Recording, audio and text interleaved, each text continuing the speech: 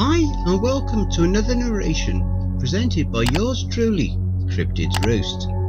Please be so kind as to throat punch the like button and smack the ass of the subscription button as well. And remember to tap the notification bell and then select all. That way you'll receive all notifications each time I upload a new video. Oh, and don't forget to share the video far and wide. This will all help with YouTube's algorithm and will help promote the channel more. If you enjoy listening to the following story, be sure to pop over to the author's Reddit profile and drop them a line, or even give them a glowing review. I'm sure they would appreciate it. The link to their Reddit profile will be below in the description. This awesome author has a new novel available on Amazon, titled Beneath the Asylum by JGrupe. So go grab yourself a copy of this awesome book I already have. The links for the book will be below in the description. So grab your coffee, sit back and enjoy the show. And don't forget, where fear is, happiness is not. Dungeons and Darkness, Part 1. This fantastic series is written by JGrupe, a wonderful author over on Reddit's NoSleep subreddit. I was about 17 years old when all this happened. My brother Noel was working the overnight shift at a convenience store in town, and I went with my friend Tom to visit him. We entered the shop around midnight and found him sitting behind the counter looking bored. The well-lit store was well stocked, full of mostly junk food and soft drinks. I noticed just inside the entrance that a $1 coin was sitting on the polished floor. It was gleaming and looked brand new. Reaching down, I tried to pick it off the floor and found it wouldn't come up. What the hell? Tom pushed me out the way and tried to pick it up himself and found the same thing. It was stuck to the floor. Noel burst out laughing from behind the counter. Oh man, you guys are so gullible. People have been falling for that all night. What you do? Superglue it to the floor? He nodded and kept laughing. Alright, I guess that's kinda funny. We sat with him behind the counter and talked for a while, waiting for my other friend Brad to show up. He was supposed to bring a board game that he had found in his basement. Every once in a while a customer would come in and we would try not to laugh when they attempted to pick up the coin unsuccessfully. Some would give up right away. Brothers got extremely frustrated and would pull out their car keys or use their fingernails to try and pry it up from the floor. Part of me couldn't help but wonder if Noel was going to get into trouble when his boss came in the morning and found the coin still fastened securely to the floor. Finally, Brad came in with a backpack and a dusty box in his hands. It was a black cardboard box, ripped and cracked at the corners. I noticed the bag he was carrying was clinking as well, like it was full of glass bottles. The box containing the board game had faint writing on it that looked medieval and archaic. It read, Dungeons and Darkness. That's weird. I've heard of Dungeons and Dragons, but not Dungeons and Darkness, I said to Brad, after we had exchanged greetings. Yes, same here. We were tearing apart the basement, doing renovations, and we found the box under the stairs. It was in a burlap sack, along with these really old bottles of Coca-Cola. He opened up his backpack and pulled out several tall glass bottles with the distinctive feminine curves of Coke containers, but there was no writing on them. Are you sure these are Coca-Cola? It doesn't say it on the bottles. I'm pretty sure. Anyways, I'm gonna drink one and see how it tastes. Tom, Noel and I laughed and tried to convince him that was a terrible idea. The bottles looked like they were from a century ago. His house was built in the early 1900s, so there's no way of knowing when they were boarded up under the stairs in his basement. I had them in the fridge. Come on guys, don't you want to try and see what 100-year-old Coke tastes like? We were young and bored and stupid, so we agreed. He handed each of us a bottle, and I felt the coolness of it in my hands. Holding it up, I looked at the liquid inside the bottle. It had a vague vermilion shade to it at the edges when held up to the fluorescence. We each opened up our bottles and took a sip. It was sweet and bubbly, like a soft drink, but not quite. The sugary beverage was cool and refreshing. It tasted delicious despite its age, but was nothing like Coca-Cola. See, what did I tell you? Man, that's good. Brad looked very satisfied with himself. Want to set up this board game? Noel asked, sipping his drink. We got the game board laid out and picked our characters. I was a paladin. Noel chose a barbarian. Brad picked an elven archer, and Tom decided upon a dwarf after a long period of deliberation.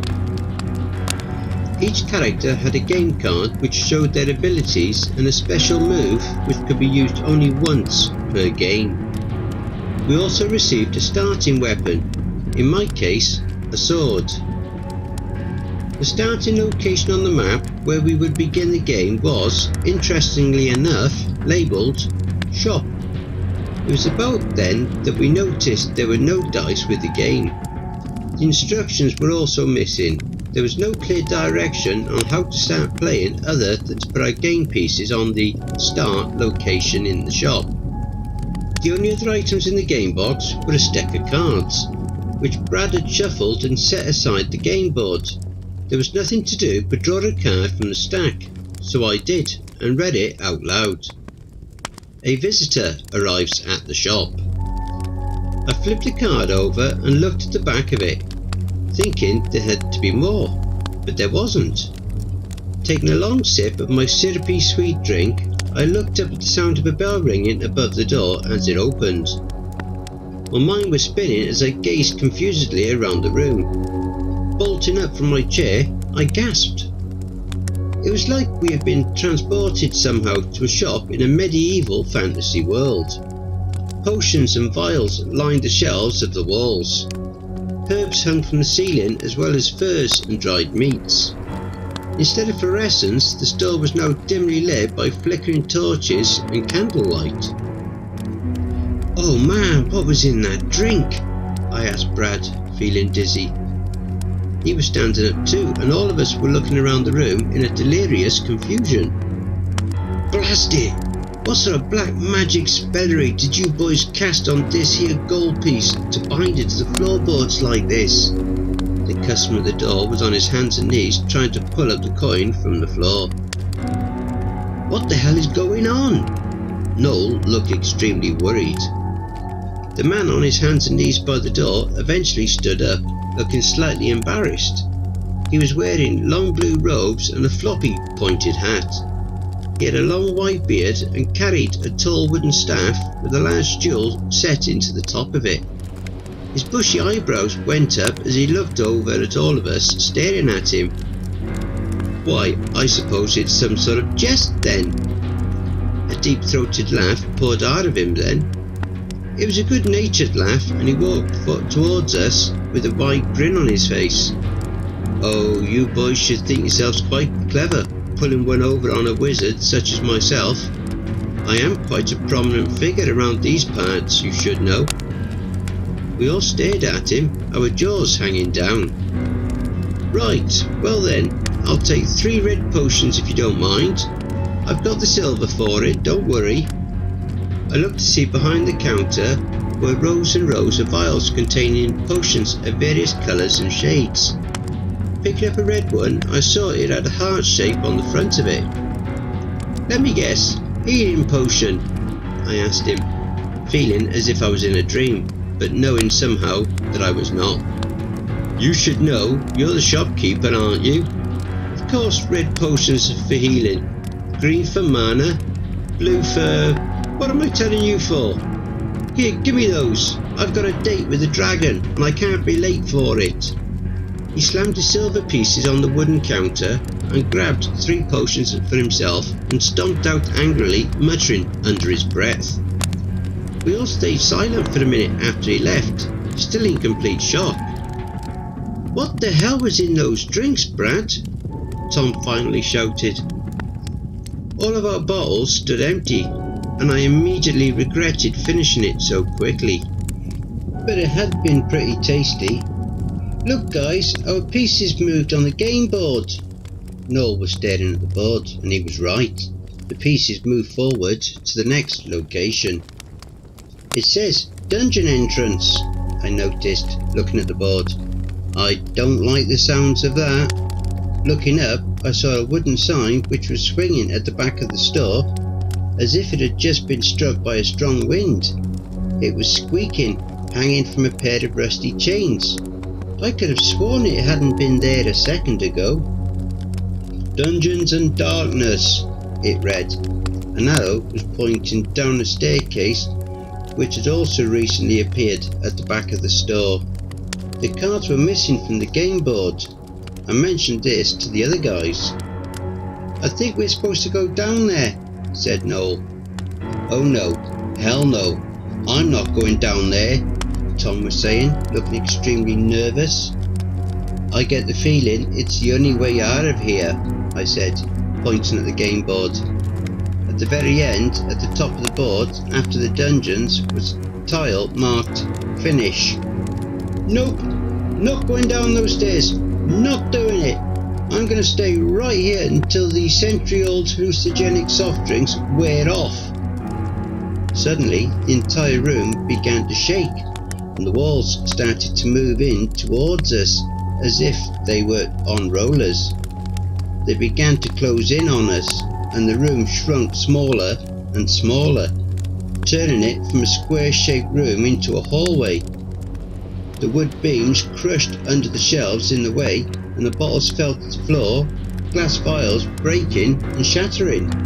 "Oh hell, I don't think we have a choice, guys," I yelled, running towards the stairs. Tom and Brad ran after me, and reluctantly Noel came too, grabbing a few red potions quickly as he left the area behind the counter. I watched as the entire shop was crushed and the walls closed off the door behind us, leaving us at the top of the strange staircase. Stone steps led downwards and torches lined the rough-hewn brick walls. We made our way down and eventually reached the lower level. Weapons were hanging from a rack down there, waiting for us. A sword with a red cross on the hilt for the paladin. A large double-sided steel axe for the dwarf. A bow and quiver of arrows for the elven archer. And a big club for the barbarian. "I don't know how the hell you're gonna carry that thing, Noel," I said, looking over to him, but then I stopped short when I saw Noel had grown by about 3 feet and was now a towering hulk with wide shoulders, wearing furs and leather boots. Tom had become a squat dwarf with a long braided orange beard. He wore black chainmail armour and had a square-shaped helmet atop his head. He had a large gut, I saw also, which overhung his belt. Brad still had his familiar facial features, but had pointed ears now and long flowing blonde hair. He wore green leather armour and with quick easy movements threw the quiver over his shoulder and picked up the bow in his hands. I grabbed the sword and found that when I looked down I was wearing gleaming white gold armour with a red cross on the breast. "Well, I guess we're all set," I said, looking into the darkness of the dungeon ahead. "Only one way to go. Forward." From the darkness ahead, a piercing scream shattered the silence. An echoing howl of such pain and terror that my heart skipped a beat. I felt sweat beading on my forehead suddenly.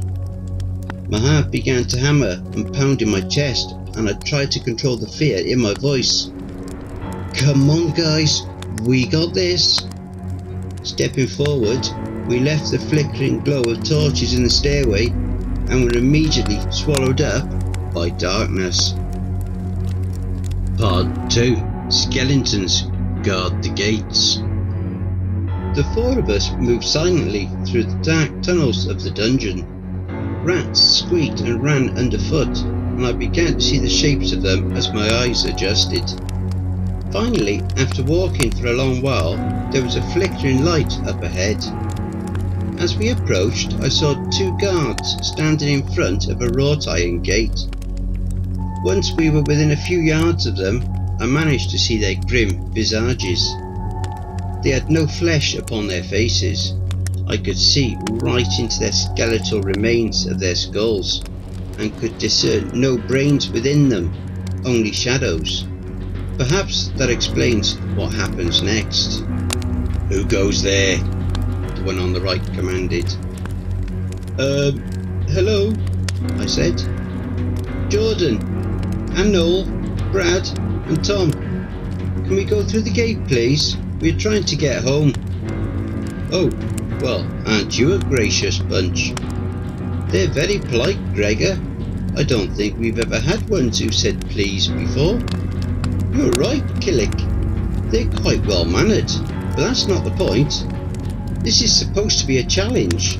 The challenge is to defeat the skeleton guards at the entrance gate, not to be polite to them." "Well, I can't see why an exception can't be made now and again." "It isn't up to you. We've been over this before." They continued bickering back and forth for a minute, and I got a bit concerned. The skeleton guards had thick plate mail armour and large heavy looking swords. I guessed they would be formidable foes, despite their obvious lack of grey matter. "I just want to say, you guys are doing an excellent job," I coaxed, trying to persuade them with further kindness. "And if I had to run into your manager further along in the dungeon, I'm going to pass along my positive comments to him. You can count on that." "Really?" The one on the left raised his eyebrows. "Definitely. I'd say you're both due for a promotion." "See," said the one on the right. "Let's just let them through. They'll put in a good word for us. He said it himself. No one's ever put in a good word for us before." They opened the gate for us without further discussion, and we walked through it. "Be careful," Gregor, the skeleton guard, said from behind us. "There are booby traps everywhere, and enemies around every corner." The shrill scream echoed through the dungeon once again. It sounded so familiar, like a woman I knew. "Who's that screaming?" I asked them. The skeleton guards chuckled. "Why don't you ask your friend?" I looked over to see Brad standing there with tears in his eyes. He was shaking his head and saying, "Sorry," over and over. "What did you do, Brad? What did you do?" "It wasn't my fault. I found the game. I opened it up and I looked at a card. I just wanted to see what it would say." "And what did it say?" Noel asked. "The game's begun. It's all in motion. So find some friends and drink the potions. Find the one the goblin stole before we eat her heart and soul. Get to the finish. Save, dear mother, for one does not receive another." We stared at him, still not comprehending what he was telling us. I went upstairs and my mum was gone. She was just gone. I think that's her screaming. I think maybe goblins took her. "When were you going to tell us this?" Noel was yelling, grabbing him and shaking him angrily. "You knew this game was evil and you brought us all into it." The board game was a medieval fantasy themed one called Dungeons and Darkness. But now it wasn't a board game at all. Now we were inside of it, as total batshit as that sounds. "I didn't know this was going to happen. How could I have possibly known?" Before we could argue any further, the wall behind us, to our right, collapsed in with an explosion of fire. We all backed up quickly and ducked as stone blocks went flying, landing all around the tunnel with loud crashes and bangs. Suddenly, a figure in a blue robe came flying in through the hole. his body flew through the air and collided with great force against the brick wall on the other side. He landed on the floor in a heap and groaned. "That damn dragon," he was muttering as he stood up, dusting himself off. "Oh, hello boys. Long time no see." "Hey, it's the wizard," I shouted, happy he was back. He was the first person we had seen in this strange fantasy world, and he had seemed decent enough, even if he had been in a bit of a hurry. "Oh man, can you help us get out of here?" Noel asked. "And rescue my mom?" The wizard wrung his hands and made a few uncertain noises. Then he sighed resignedly and picked up his staff. "I mean, I can try. I'm not the best wizard. I use a lot of red potions, but I can usually get the job done." He glanced back at the hole in the wall, still smoking. The edges of it burnt and charred. "Usually." We continued along with the blue wizard leading the way. The jewel atop his wooden staff glowed with a white light which proved quite useful in the darkness. The challenges become more difficult in these dungeons the further along you get. "What stage did you get up to before I joined you?" We just came in the entrance. I kinda sweet-talked the guards, complimented them on their... I'm not really sure. They weren't the brightest." "Ha! Clever boy!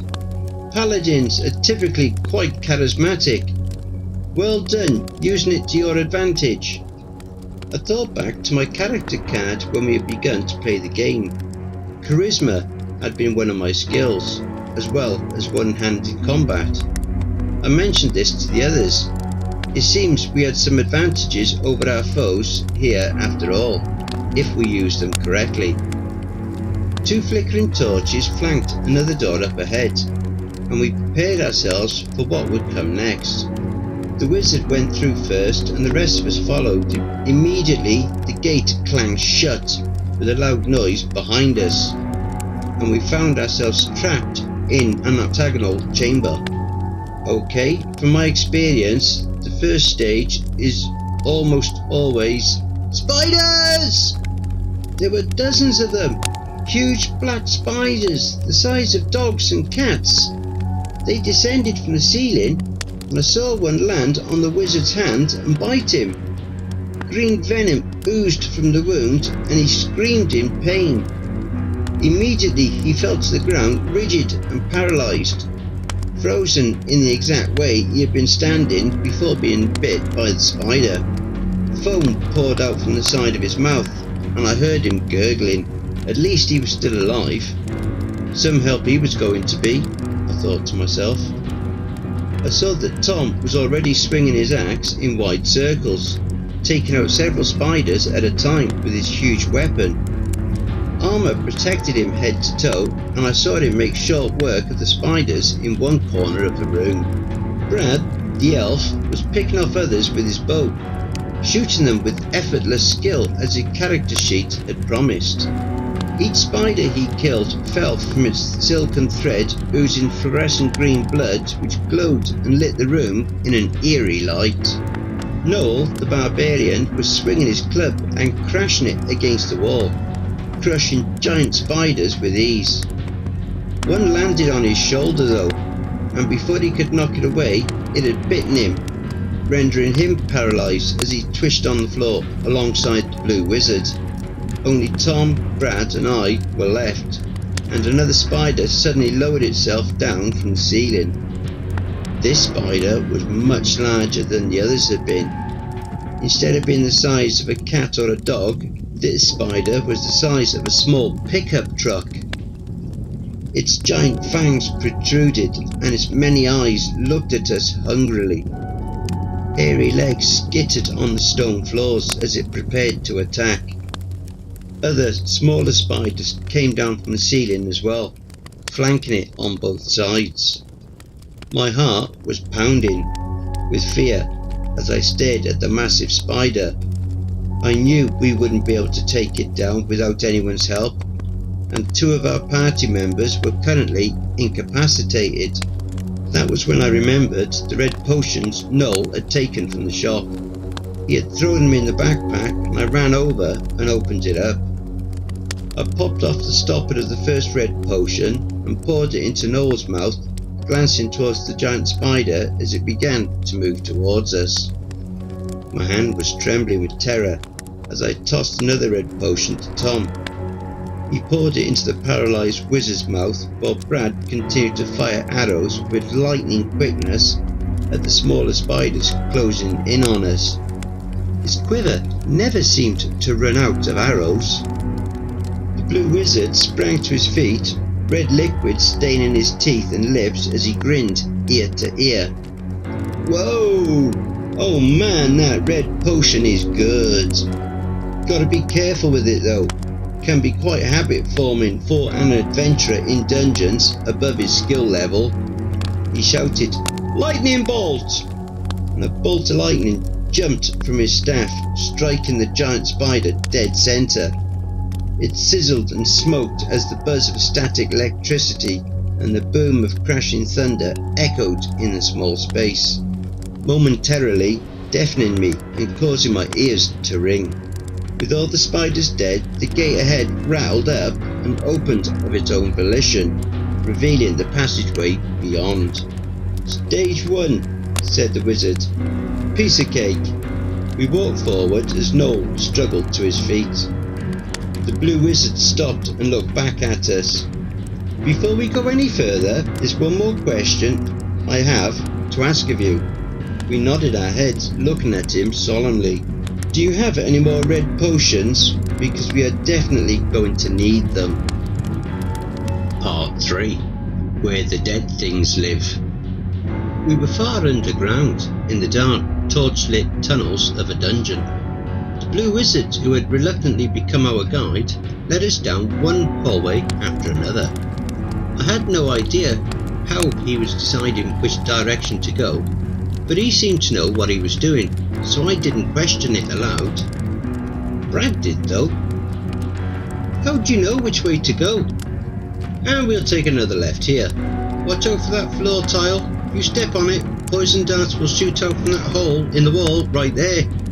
"Sorry, what were you asking?" "Oh right, well I usually just head in whatever direction feels right. Wizard's intuition, you know." "So you're guessing? How rude. A wizard does not guess.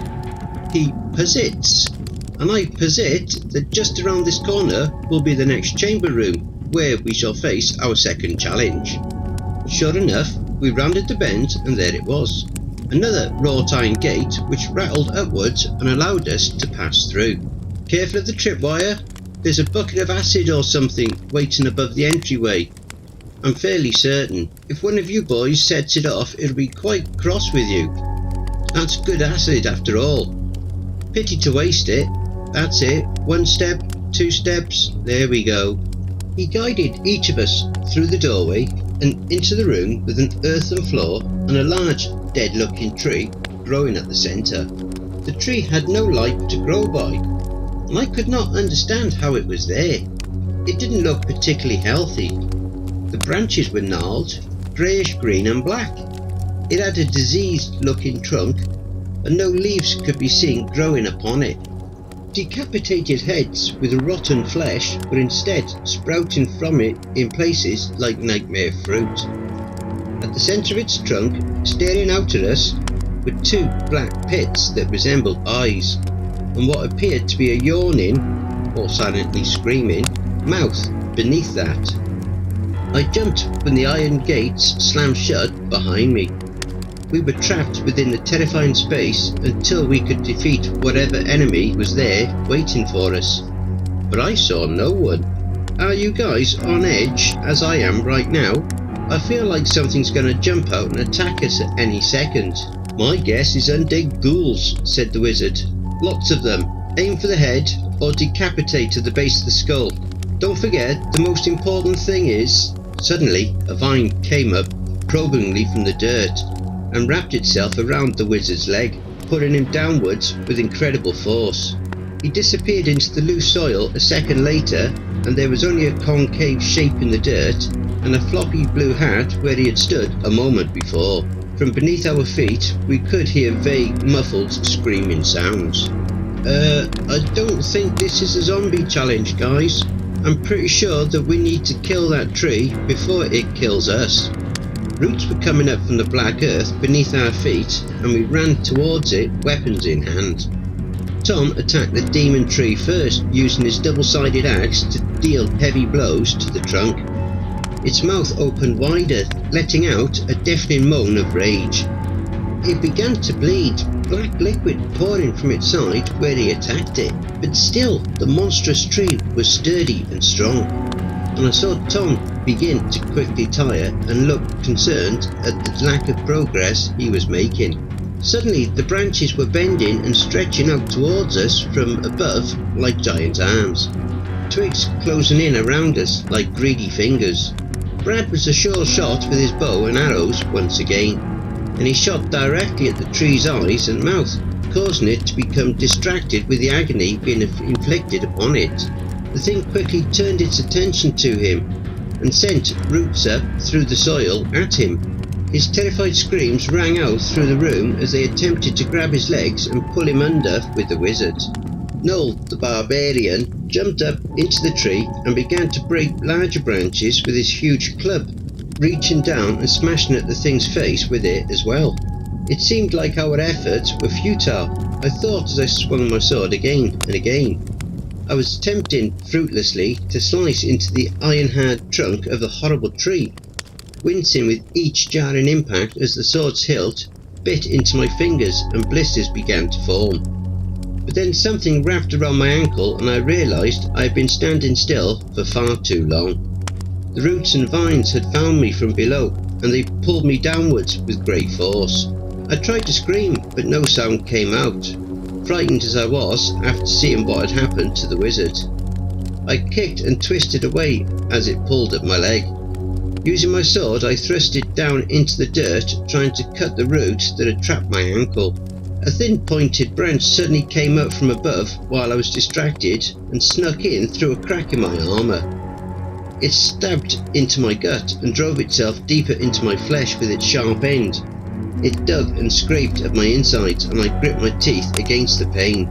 Wailing in agony, I swung my sword blindly at it and I managed to sever the branch before it could penetrate any of my vital organs. I pulled out the piece of wood, which was as wide as my thumb and twice as long, beginning to feel woozy when I saw blood pouring out from the hole it left there. There was nothing to bandage it with, so I tried to cover it with my trembling hand. Fear began to consume me then, as blood was spouting like a faucet, leaving my hand warm and stained crimson red. As a child I had passed out at the mere sight of my own blood, and had ended up in hospital once after fainting at school. I had largely gotten over that irrational fear, but still my vision began to go red around the edges, then a jaundiced, pixelated yellow as I fought off unconsciousness. I pressed my hand down firmly against the wound, applying as much pressure as I could. Surprisingly, it felt better almost immediately. Looking down, I saw the hole in my stomach was gone, completely healed over with smooth new flesh. I examined my hands and saw it was glowing faintly blue. Of course, I'm a paladin. Paladins have healing abilities, I thought to myself. Tom finally began to make some progress on the tree trunk, and I heard it splinter and crack as it was about to tip over. The face on the tree now resembled one of surprised horror, and the gaping mouth opened wider as if it was screaming as the tree fell. A hand suddenly popped up from the soil, and then another. An arm reached out and attempted with great effort to pull itself up and out of the dirt. "Zombies!" Noel shouted, getting ready to swing his giant club. A filthy white bearded face popped out, spitting clumps of black soil. Hold on! Damn barbarians! So stand a quick swinging their clubs when what's needed is a bit of common sense." "Oh, sorry about that," Noel said, and reached out to help the wizard up out of the ground. "Nonsense, no harm done, and you defeated that devilish tree. Great work, boys, quite impressive." The gate at the end of the room rattled open and we prepared ourselves to move onwards. "By the way guys," I said, "I think I found out another ability that I've got. I just got stabbed by the tree and a huge hole in my stomach. Gushing blood the whole 9 yards. Now look." I showed them my stomach where the flesh was completely healed with no sign of a scar. Yes, typical paladin healing hands. Only works on minor flesh wounds of course, but still quite handy. You must have leveled up somewhere along the way." "Leveled up? Seriously?" "Of course. Personally, I'm level 87. I've quite an arsenal of skills and abilities at this point." We sure hadn't seen any of them yet. I was wishing more and more that Dungeons and Darkness had come with instructions. Apparently, this was an extremely complicated game. "Who are you anyways? Did you play this game and get trapped in it like us?" He looked at me and shrugged his shoulders. "You know, I don't really remember anymore. It's been a long time. I'm having fun anyways, so no complaints on my end." That was when I realised that this game was more insidious than I had thought. It not only trapped the people playing it, but it made them want to stay there. The man was obviously from our world, but had been stuck there so long he had forgotten where he came from. "Brad, do you remember if there was a wizard character card in that box?" I whispered to him. "No, there definitely wasn't. I remember because I wanted to pick that class, but it wasn't available. I thought that was weird, since what fantasy game doesn't have a wizard or mage character? I think maybe he's the guy who left that box in your basement, Brad. Or maybe his family hid it there under the stairs and sealed it up after he disappeared." Yeah, you could be right. "So what? Big deal if he wants to stay here. I kinda get it. This place is scary, but it's fun too, like being in a game." I examined Brad with newfound concern. He had a strange look in his eyes. "Are you okay, man? I'm a little worried that this place might have some control over people, that it might be changing us like it changed him. His family's probably worried sick about him and he doesn't even remember who they are anymore." Brad shook his head and looked like himself again for a second. "Yeah, you were right. We just need to get to the end, save my mom, and get the hell out of here." After steering around more booby traps and pitfalls, we finally reached the next chamber. The gate opened to reveal a new horror. We stepped inside hesitantly, and there was no question who our foe would be in this room. She stood at the other side, blocking the path to the door. It rattled shut behind her and slammed into the stone floor with a loud clang that echoed throughout the space. The being which stood before us was tall, nearly 7 feet I guessed.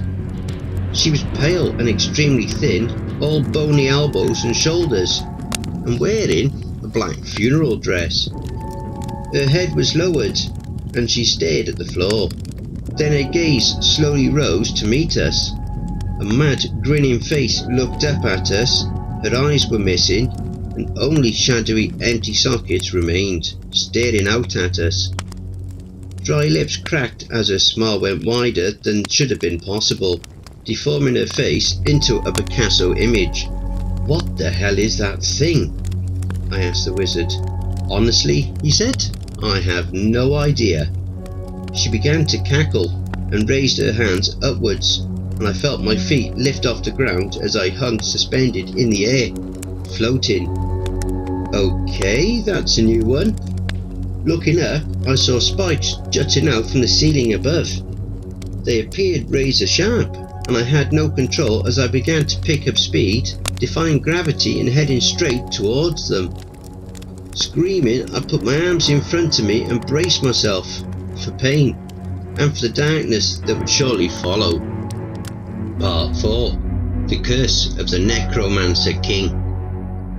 I looked up and saw an array of sharp spikes were waiting for me on the ceiling as I drifted upwards. The tall sorceress below had cast some sort of spell which caused us to disobey the laws of gravity. sending us hurtling towards the ceiling where deadly stalactites were waiting to impale us. Luckily for us, we had a wizard on our side. He cast a spell which created a translucent blue barrier on the ceiling. It blocked our path, and although it hurt when I slammed into it, I could feel it give way slightly, just enough so that it didn't break any bones or cause any real damage. Hup! The blue wizard bounced acrobatically off of the barrier and hurtled back downwards like a torpedo, straight towards the eyeless sorceress in her black funeral attire. She hissed like a territorial cat as he approached. With his staff held out in front of him, he sent forth a burst of blue energy which struck her and sent her reeling backwards, but only momentarily. She quickly regained her wits and prepared a counter-attack. With her hands outstretched, a shimmering blackness began to permeate the space between them. As the blue wizard hurtled through it, seemingly unable to stop himself, it started to solidify. The black shimmering space suddenly turned into dark spider webs which caught him up and disabled him completely. He wound up hanging precariously from the sticky dark strands, his legs hanging through the twisted loops, looking like a giant fly caught in a web, or a Great Dane trying to climb into a hammock. Blast it! Mana leeching webs! You boys will have to save me. I'm no use while I'm trapped in these files things. I jumped off from the blue force field, as did Brad, Tom and Noel. We were sent hurtling by some magic force downwards. Immediately I regretted the decision as the ground came racing up towards me sickeningly. We were falling from over 100 feet in the air with nothing to slow our descent. The stone floor was coming up towards me so fast I knew for certain I would die from the impact of the fall. Part of me wondered what I had been thinking following the wizard's lead as he had dropped to the floor with ease. We were not as skilled as him and now we die for our mistake.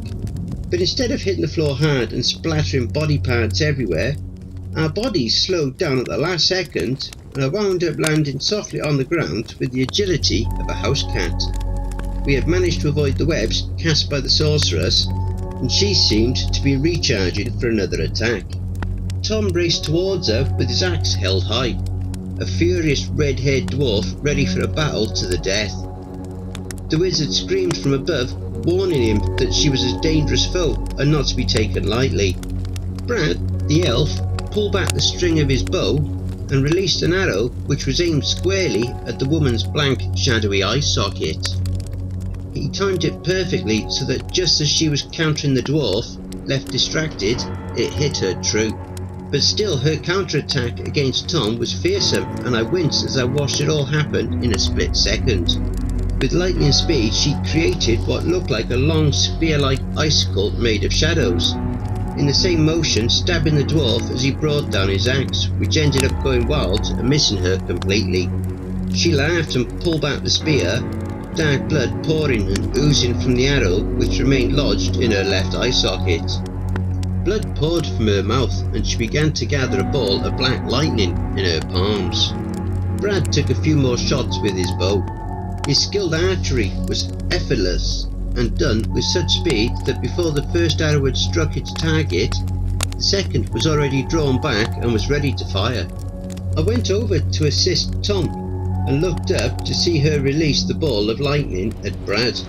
The blast of energy hit the elf square in the chest and his bow went flying from his hands as he collapsed to the floor. He lay there unmoving and looked dead. The rise and fall of his chest was indiscernible and I thought for sure he was a goner. Noel saw this and began to build up into a furious rage. If you know anything about barbarians, you'll know that they are most dangerous when in a berserker rage. His face became red and he gripped a huge club tightly in his hand. Then he began to run forward at the dark sorceress. She saw him coming and her fear was unmistakable. Although she was powerful, the giant hulking warrior racing towards her in an unbridled fury of rage was impossible to ignore. Releasing one blast of dark lightning after another, she attempted to strike him down the same as she had done to the elf. but each time he ducked and rolled and evaded her attacks.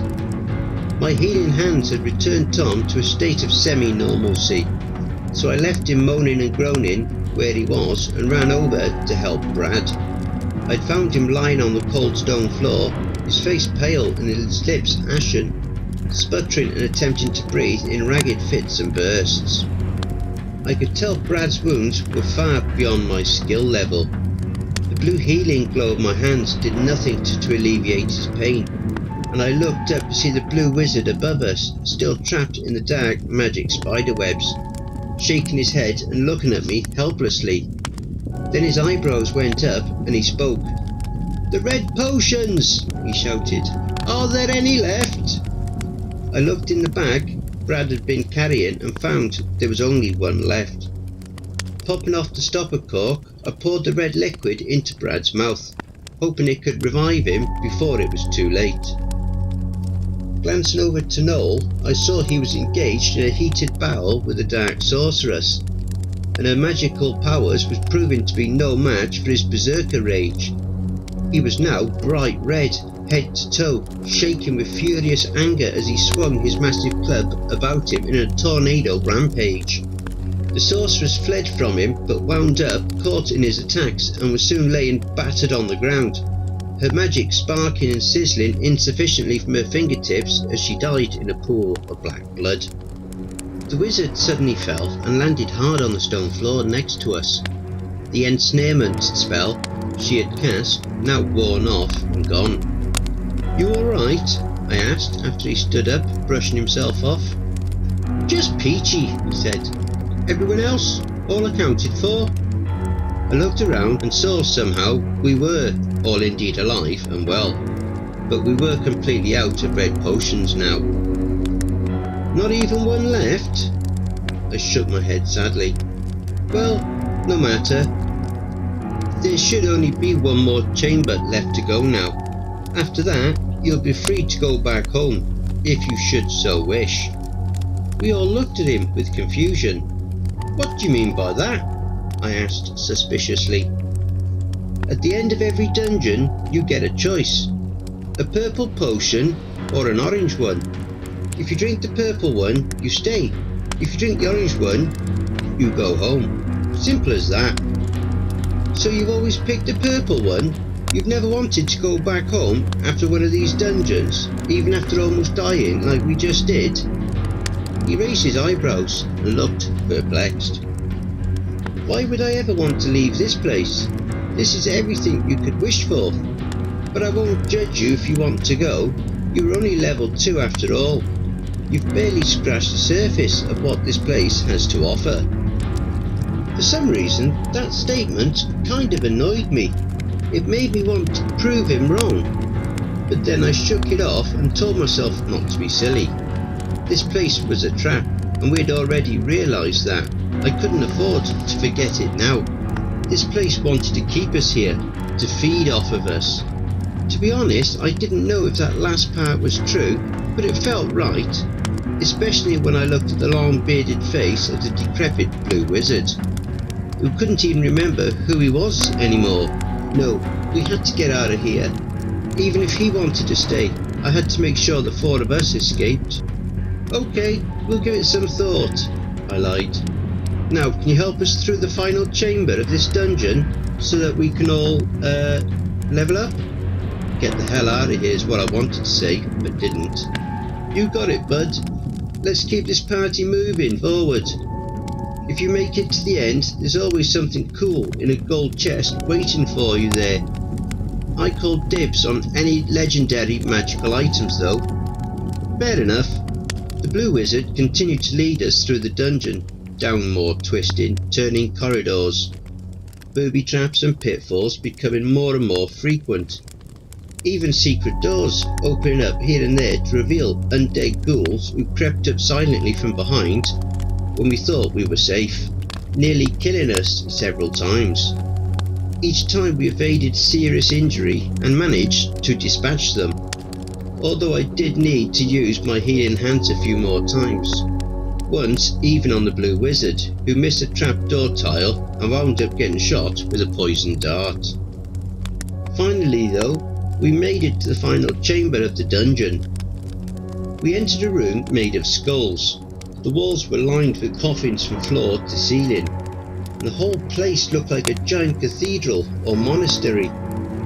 Pews were lined in rows, and we walked past them silently as we made our way towards the dais at the front, where I could see someone sitting on a huge throne. There at the front of the chamber was a man dressed all in black, a hood covering his face which was shrouded in shadows.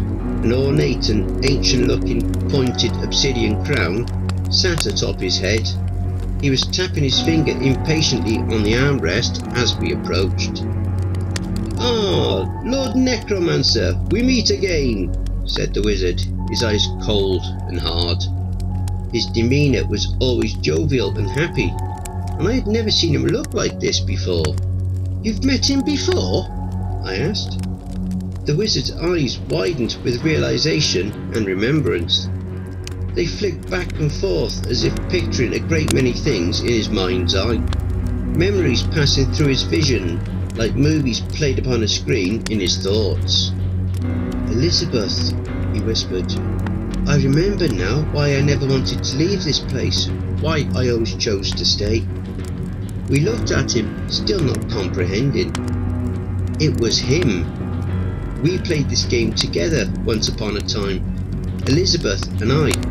We both fell into the game the same as you four. We almost made it through to the end, but then he took her from me. No matter how many times I kill him, it isn't enough. It's never enough. The dark hooded figure on his throne began to laugh, a deep throaty chuckle that echoed throughout the room. "Foolish mortals! Once I've taken a soul from you, someone you truly love, never can you escape my domain. I will own you boys forever, like I own him. All I have to do is kill one of you, and the guilt will bound you to my domain like a sturdy iron chain around your souls." He stood from his throne and clapped his hands twice, loudly. All at once came a sound of cold stone being lifted and moved from 1,000 places at the same time. 1,000 coffins, their lids being slid open from the inside by cold, dead hands. Then one by one, the dead began to stand, stretching from their slumber and marching with murder in their eyes towards us. Part 5. The finale. An inconvenient conclusion. The King Necromancer stood before us, watching as his undead servants closed in and encircled our group. The cold stone chamber echoed around us with the sounds of hundreds of decaying bare feet treading across the floor, getting closer by the second. "What do we do now?" I asked the blue wizard, whose lips were still trembling with unbridled rage. He had just revealed that the Necromancer King had murdered his wife during their first encounter, when they initially came to this place, to this world, within a board game. Now he was trapped here, trying to right the injustice that could never be corrected. Such was the curse of the Necromancer King. He was ensnared in a never-ending quest for revenge. We fight, or we die, maybe a bit of both. With that, he spun and released a gout of flame from his staff, furiously burning up everything around him. The undead ghouls had little remaining flesh hanging from their creaking bones, but what was left melted like candle wax, leaving screaming skeletons standing before us, until they collapsed under their own weight and fell to the floor in a shambles. I turned at the sound of movement behind me and saw a dozen more of them now within striking distance. With a wide arcing swing from my sword, I managed to sever the heads of a few closest to me, their thick black blood spraying like geysers into the air. Some of it splattered my face and clothing and tasted coppery and warm on my lips. Tom, the dwarf, howled a war cry and began to spin like a dervish. He looked like the Tasmanian devil stuck in a food processor full of old meat as he spun and hacked the zombies to pieces all around us. "His special attack," the wizard explained. "The fool is wasting it. Doesn't he realise what he's doing? We each had one special skill that could be used during the course of the adventure, but only once. None of us have any idea what we're doing. I thought that would be super obvious by now. Ah, true enough. By my count, we had only a couple special attacks left. I still had mine, as did Brad, but I realised that Noel had used his Berserker Rage earlier, and that was probably his one-off special skill. He had made short work of the Lich Sorceress. The Wizard was another wild card. I wasn't sure what tricks he had up those baggy blue sleeves of his, but hoped he had something that could take out the Necromancer King. I had a feeling he was the only one out of the 5 of us who had a shot at killing the bastard. I imagined him summoning a lightning elemental or a fire serpent the size of a school bus. He had to be capable of something. The son of a bitch had done next to nothing of any use aside from helping to guide us there. He claimed to be extremely powerful though. Maybe we would see that borne out eventually. Tom was spinning in his whirlwind attack still, while Brad the elf rained down arrows on our foes. He released them so quickly it looked as if we had an army on our side, but I saw the majority of them were missing the targets. Why isn't he hitting them with any arrows? I asked the wizard while slashing at zombies. He's only level 2, same as the rest of you. You're quite fortunate to have survived this long. You must have been rolling natural 20s and your luck has finally caught up to you. He turned and blew a gust of freezing wind from his staff, which turned the nearby zombies into ice cubes. They fell to the stone floor and shattered into a million tiny pieces. Despite the 5 of us doing everything in our power to defeat the encroaching army of the dead, we were soon backed into a corner and fighting for our lives. Aye! Tom screamed as several ghouls dove onto him and began to claw at his armour, pulling it off in places. They tore off his plate mail and helmet before we could get to him and began to devour his flesh, ripping it from his bones and eating it while it stretched like warm mozzarella. Within a minute of falling, our former comrade was up again. His eyes now white and blank as he joined the ranks of the dead, trying to rip us to shreds. Thankfully Noel was taking out more than his fair share of foes. His massive club arced and spun, dealing heavy blows and sending ghouls flying every direction. Just as I thought the tides of battle had begun to turn, Brad fell under an onslaught of the undead. I heard his screams and my heart once again began to trip hammer with fear. The elf was up to his feet in moments, his deadly bow now aimed straight towards us. Arrows flew and thankfully missed my head by inches. Despite our losses, the wizard and I held strong. Noel was the next to fall though. His wide swinging blows left him open for a counter-attack, and the zombies did just that. They piled onto him and began to rip and tear at his flesh with their sharp yellow teeth. He was soon on the ground, writhing and screaming, and I felt certain that pain in this place would feel very real, and I would discover that for myself soon enough, I imagined. My hope began to dissipate and I realised with a sinking heart that I would die in that place. Fear began to consume me and my sword started to swing wild, missing targets. The dead began to take precious inches from our small fighting territory as the wizard and I stood back to back, fighting with our last ounces of endurance. Enough! The wizard bellowed. His strong voice rang clear and true, and echoed back at us from the high arcing stone ceiling. He began to murmur and chant under his breath. The words were indiscernible, but the power flowing through them was clear as day. Even the unthinking zombies backed away instinctively from the growing energy which blossomed and built into a towering blue inferno of light. A wave rippled through space and time, and all things as the powerful supernova blast of the wizard was unleashed. Thankfully I was spared from it, since I was his ally. Every undead creature in the chamber went flying through the air as the explosion boomed and cracked with an echoing blast. The Necromancer King himself went flying backwards from where he stood, crashing into a wall far behind him. Though the impact should have been fatal to anyone, I saw him writhing and moving around on the floor as if to get up again. I turned to the Blue Wizard and saw him lying on the floor, unmoving. Running over to him, I saw that he was pale and his lips were turning blue. Blood poured from his mouth and he coughed and spluttered and groaned in agony. "What happened? Are you okay?" I asked him, checking over my shoulder to make sure the Necromancer was still down. He was. "My special attack," the wizard was saying quietly.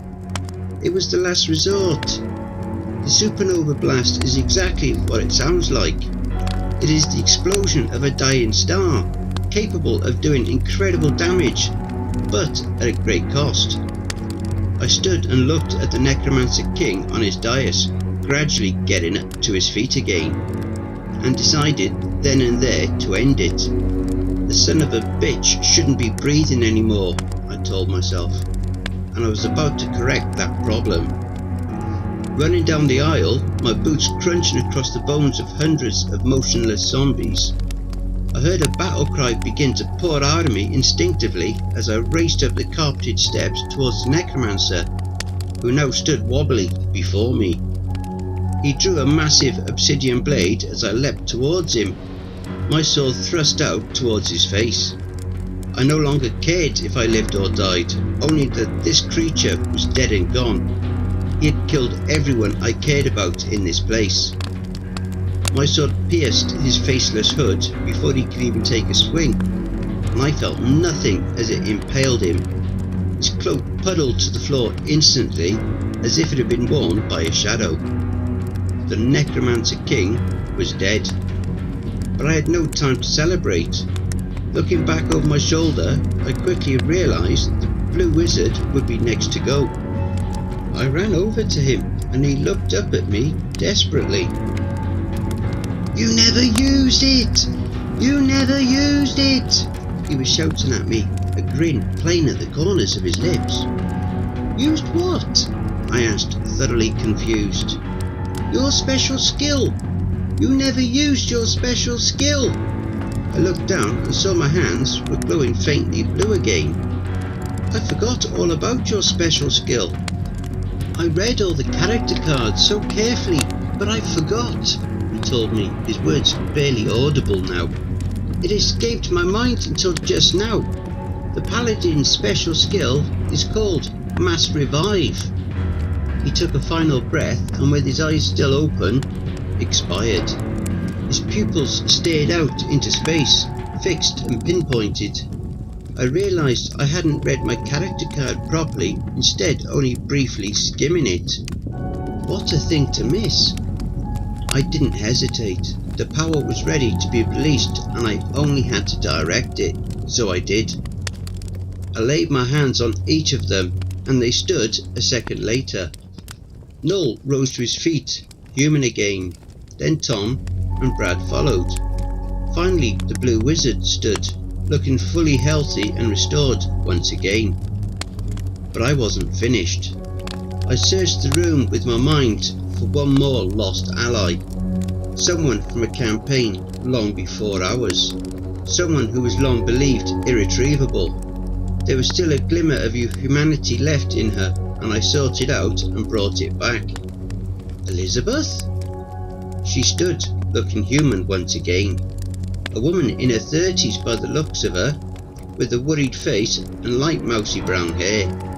Her pale blue eyes searched the room, confused, unsure, and then she saw his face. They ran to each other, the Blue Wizard and his lost love. The two embraced as the four of us stood watching, happy to see the man finally free of his curse. Suddenly an enormous golden chest appeared before us. It sprang open and its glowing contents were revealed. Armour and weaponry that looked powerful and ornate. Brad reached his hand in to grab a dagger that looked especially powerful and glowed red with a magical aura. I slapped his hand and looked him sternly in the eye. no touching. Remember, this place wants to keep us here.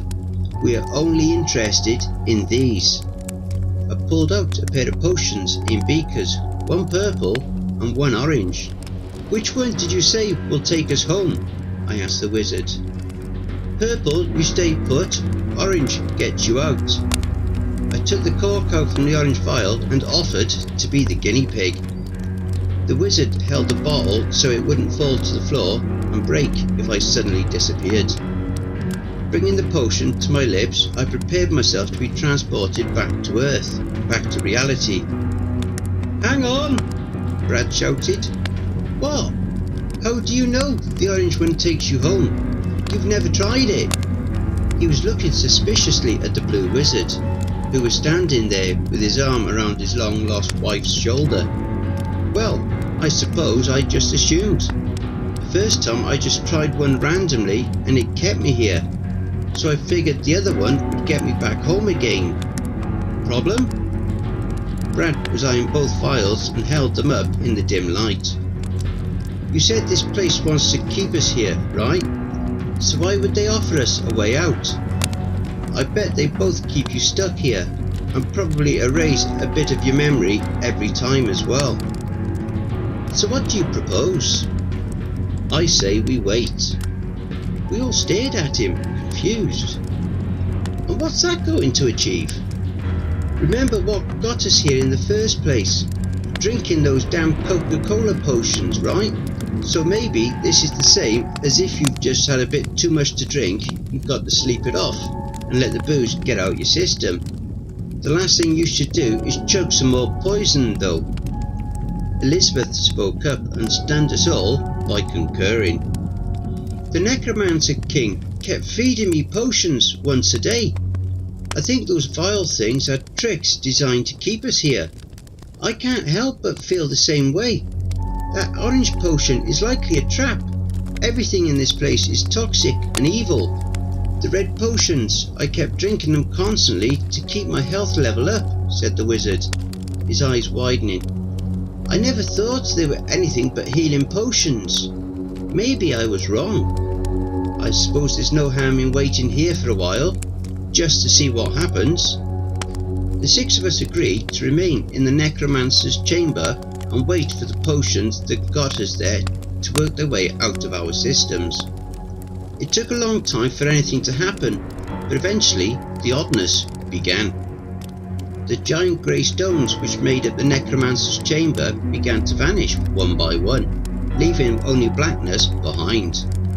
Piece by piece, bit by bit, the entire world began to evaporate around us, until finally we were left in a black void.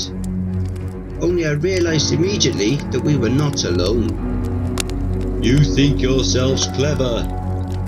I was too afraid to answer, too afraid to move. The thing, whatever it was huge, massive beyond my comprehension. It surrounded us and enveloped us in the darkness, and I began to shiver in this black and bitter place. I am the Dungeon Master. None have escaped me before now, and I will not give up so easily on you six. I will continue to play my games with you. I will be in your dreams and in your nightmares, and you will feel pain in those places the same as you did here. None can win against me, and you are no exception. And with that, the light began to return to the world, and I saw we were in the bright fluorescence of the convenience store once again. Only now with a man and woman who I did not recognise standing there with us. Elizabeth, I presume? She shook my hand and I looked to the man standing beside her. I never did learn your real name, I said. Nor I yours. We shook hands and smiled, looking each other in the eyes. Blue Wizard? Paladin, he responded. Pleasure to make your acquaintance. What the hell is this coin doing superglued to the floor? And what's this? Are you having a party back there behind the damn cash register? Noel's boss was standing up from where he had been kneeling down on the floor, trying to pick up the coin that had been glued there as a prank. The memory of which felt long ago and ancient to me now. Luckily, people in our town are pretty honest, because nobody robbed the place in the late night hours that we were gone, although time seemed to work differently in the dungeon and stretched out much longer.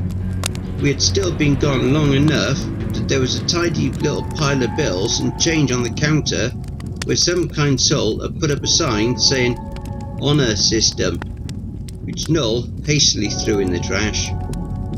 The 5 of us ran out of there pretty quickly and went our separate ways, vowing to keep in touch with the Blue Wizard and Elizabeth.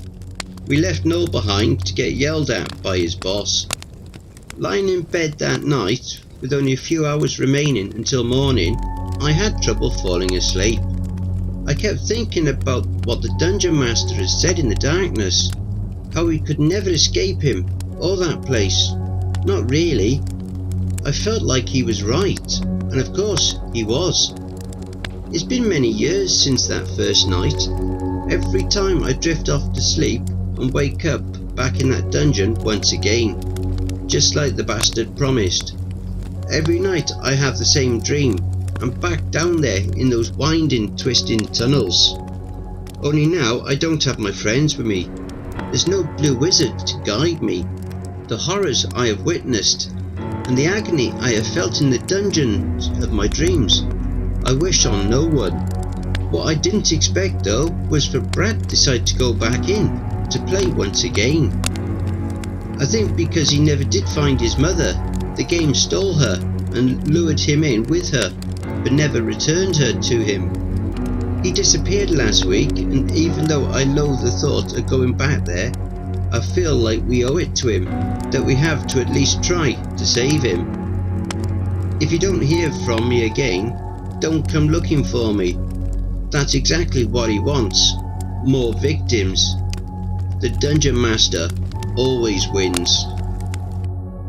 Don't forget, if you enjoyed that story, be sure to pop over to the author's Reddit profile and drop them a line, or even give them a glowing review. I'm sure they really would appreciate it. The link to their Reddit profile will be below in the description. Don't forget to check out the merch store. The link will be in the description and also in the video thumbnail. And if you'd like an honourable mention, send in a snapshot of yourself with your purchase and I'll feature it in one of the videos. Have you written a creepypasta story you would like me to narrate? Have you had any cryptid sightings, paranormal or supernatural encounters, or even had a creepy or terrifying situation you would like to share? Well, I now have my very own subreddit community where you can submit your stories. The link for that is also in the thumbnail as well as below in the description. You can submit your stories there, or you can send them to cryptidsroost@gmail.com. If you wish to remain anonymous, that's fine with me. Now I also have a Facebook group, Twitter, Reddit and Discord. And if you'd like to support the channel and help make it grow, my PayPal is paypal.me/cryptidsroost, and any and all donations would be gratefully received. Again, that will also be below. And don't forget, where fear is, happiness is not.